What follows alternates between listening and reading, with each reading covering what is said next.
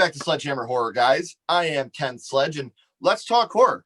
Today, I am joined by the amazingly talented up-and-coming Rory Ogden. Rory, how you doing today? I'm doing really well. How are you?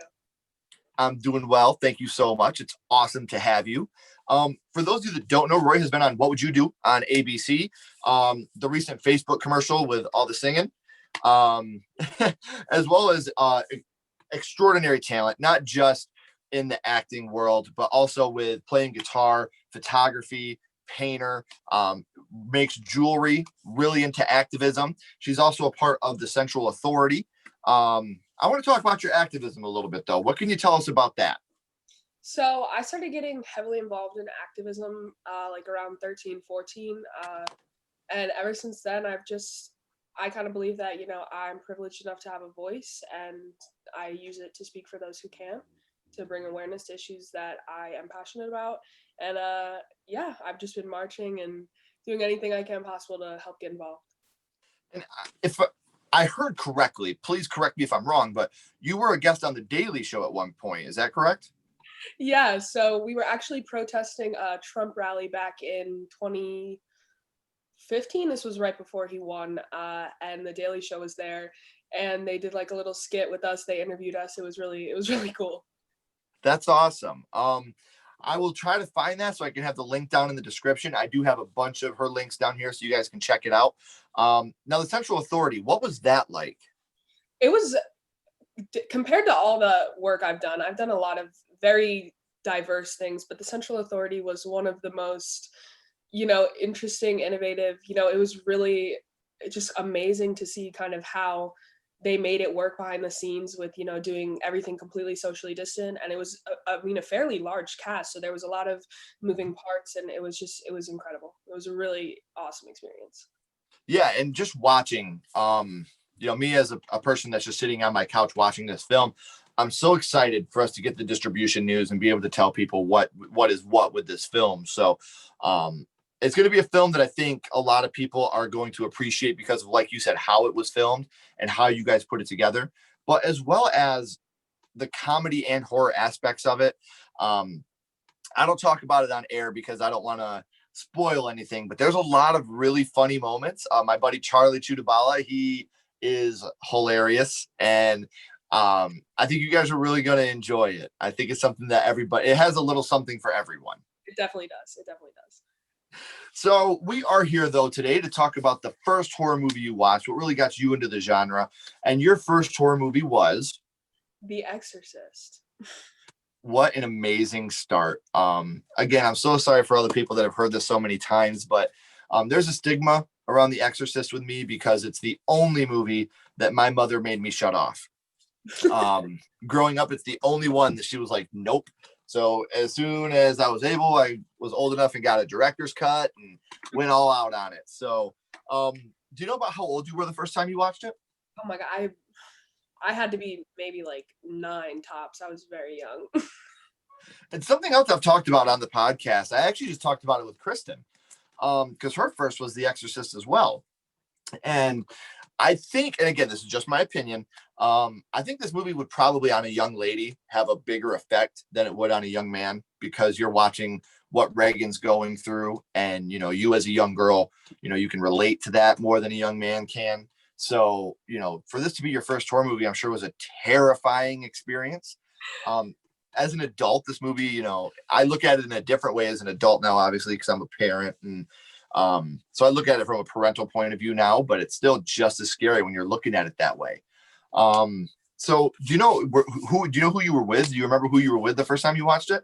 Yeah, I was with my best friend, and we were, I think, scrolling through Netflix, or maybe it was on Redbox. We had the movie, and we decided to put it in, and let me tell you, 2 9-year-olds, it was late at night too. It was it was an experience.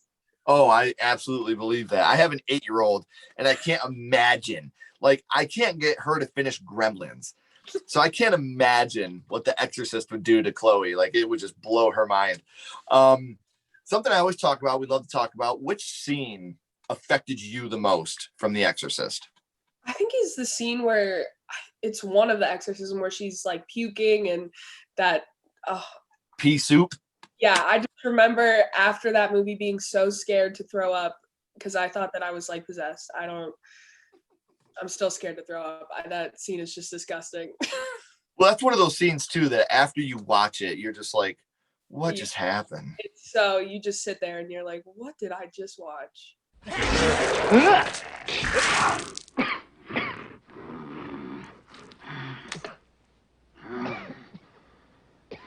I completely agree. That it's cool because I haven't got to talk about that scene yet. So I'm glad that we got to talk about it because it's a memorable scene, not just because of The Exorcist, but look at all the movies that have spoofed that particular scene.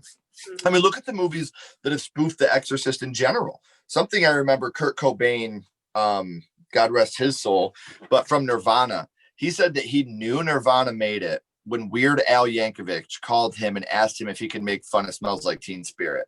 He said when Weird Al gave us that phone call, we knew that we were doing something right. You know, it's when you're getting parodied, obviously you're that much in the system that people recognize you that well.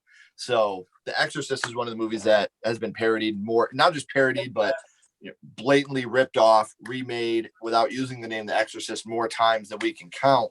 So we talked about which scene affected you the most. Now I want to know, when someone brings up The Exorcist, what's the first thing that pops into your head? So we watched it in my living room, like I said, and we had this couch at the time, and it's one of those couches where the covers like come out of it. And I just remember halfway through the movie, me and my friend were so scared we like had taken off the cushions of the couch, got in the couch, and like put the cushions on top of us. The demon will never find us under the cushions. We're hiding in the couch cushions from apparently demons. I'm pretty sure we were thinking we were going to get possessed. So funny. And another thing about The Exorcist too is me and you are both young enough to where we weren't alive when this movie came out in the theaters.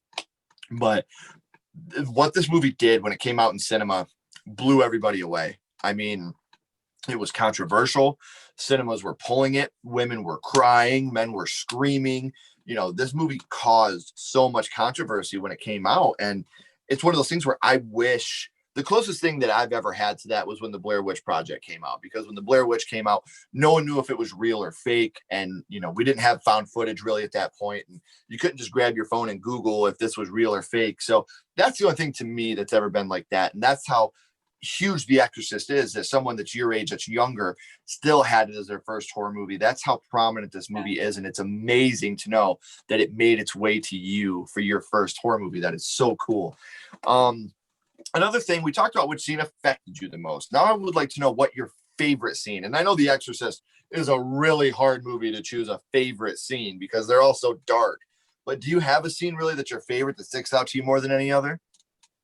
I think the one, I don't know if this is necessarily my favorite, but one that like really sticks in my head is where she's like on the bed and then at one point she starts levitating and then she sits up and her head starts like spinning everywhere. I don't know. That was, as a young kid, I was like, what in the heck is going on here?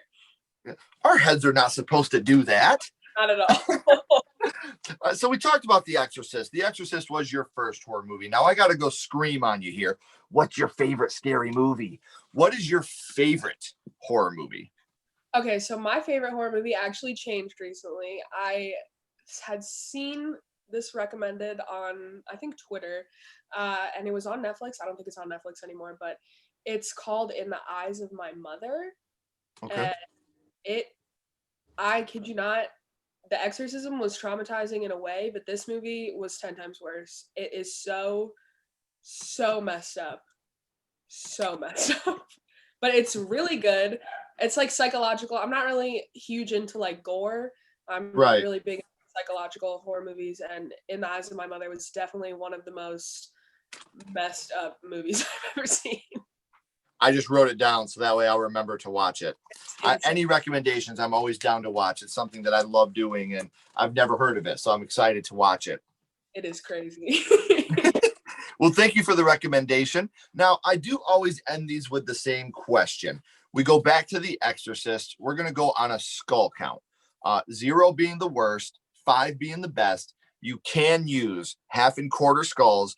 What would you rank The Exorcist on a scale of 0 to 5? Just because The Exorcist is so iconic and so classic, I mean, I think it's one of those movies that's going to withstand, it's always going to be a cult classic in the horror world.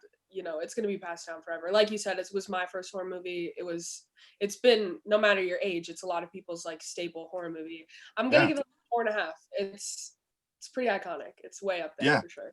And that's a fair ranking to it. I've only given one movie ever in the history of me ranking horror movies anything higher than a 4.5, and that's Nightmare on Elm Street. I gave that 4.75. If it wasn't for the last 5 minutes of that movie, it would easily be, I think, the best horror movie of all time.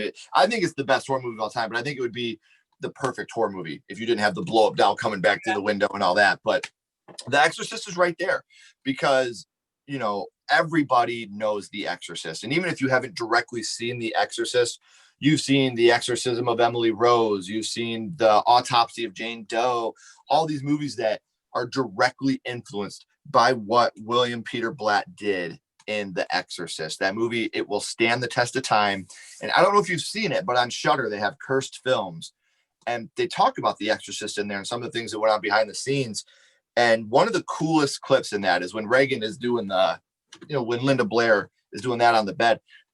She got hurt really bad doing that scene. That the thing that was catapulting her hurt her back. And hearing all the horror stories behind that movie, to me, makes it even more like a mythical thing. So if you get the chance on Shudder to watch Cursed Films, it's a series, and it has The Twilight Zone, it has Poltergeist, it has The Exorcist. Real quick disclaimer, anybody, I've said this before, if you watch this and you watch the Twilight Zone episode, it's not for the faint of heart. It has real death in it. It talks about the accident where the helicopter crashed and it killed the guy and the two kids. It shows it. So it's dark. If you're not into that, please don't watch this. I got to put that disclaimer out there. Real death is completely different than movie death. So anybody that watches, please remember that's real death that's in there. So if you can't handle that, please don't watch the Twilight Zone episode. But Rory, don't go anywhere. I have a couple more questions for you. Everybody else, thank you for watching. Keep talking horror. Stay what you are, and we'll see you guys soon.